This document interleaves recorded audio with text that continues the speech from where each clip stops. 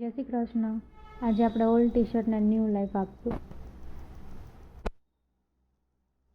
આપણા સ્લીવથી અહીંયા straight cut કરી લઈશું.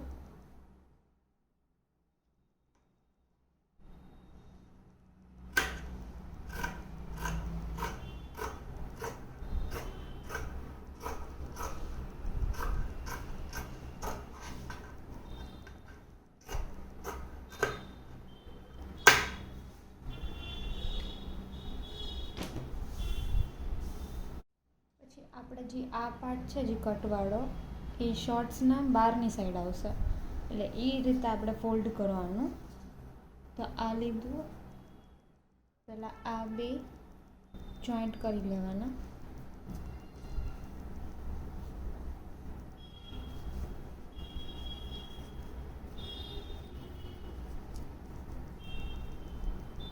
પછી એક પાછું ફોલ્ડ કરવાનું આ ટાઈપનું. આ સેન્ટરમાં આવવું જોઈએ, પછી પાછું એક ફોલ્ડ કરવાનું.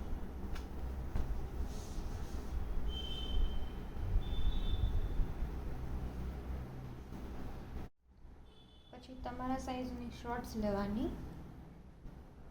એમાં જે આ બહારની સાઈડ છે, ઉપરની સાઈડ, એ આની આર સેટ થવું જોઈએ. પછી આપણે અહીંયા એક પોઈન્ટ માર્ક કરી લઈશું, જે મારા સાઈઝ અકોર્ડિંગ 10 ઉપર આવે છે, 10 અથવા 11 ક્રોચ માટે. પછી 2 ઇંચીસ ઇન જવાનું.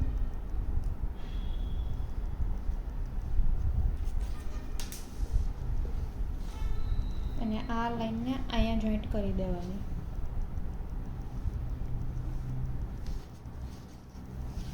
અને અહીંયા આપણે એક કર્વ કરી લઈશું.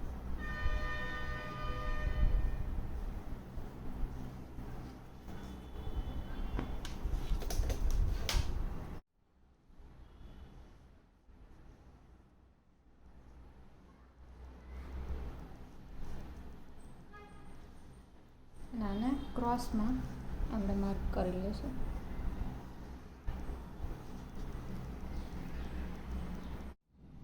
હવે આ ક્રોસને આપણે કટ કરશું.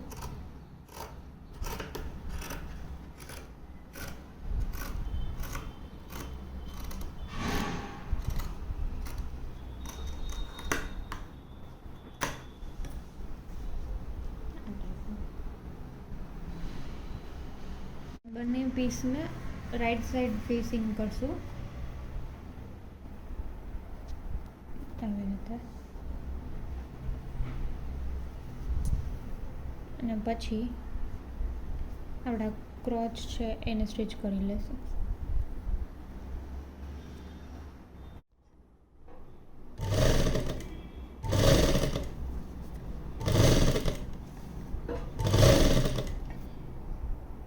સાઈડનું કરી નાખ્યું જ.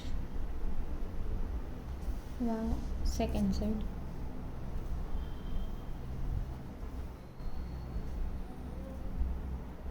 અને હવે આ બે ક્રોચને આપણે જોઈન્ટ કરીને આવી રીતે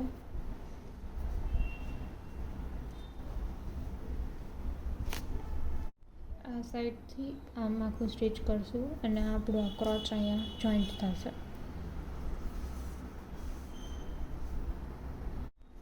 આવી રીતે સ્ટિચ થશે.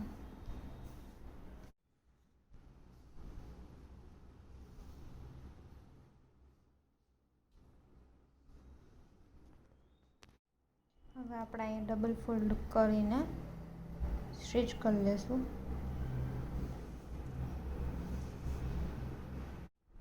મેં આ ટી શર્ટની દોરી બનાવેલી છે, જે હું શોર્ટ્સમાં નાખીશ. તમારી પાસે ઇલાસ્ટિક હોય તો એ પણ નાખી શકો છો.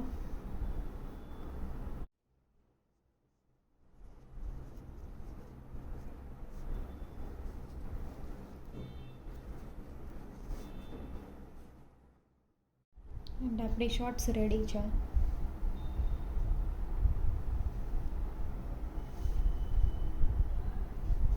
જે આપણે કટ કીધી હતી કંઈક બહારની સાઈડ રાખવાનું જ, એ રીતે.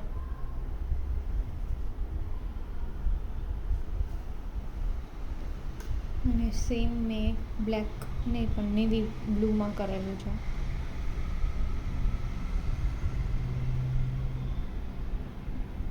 નામાં મેં ઇલાસ્ટિક નાખેલું છે.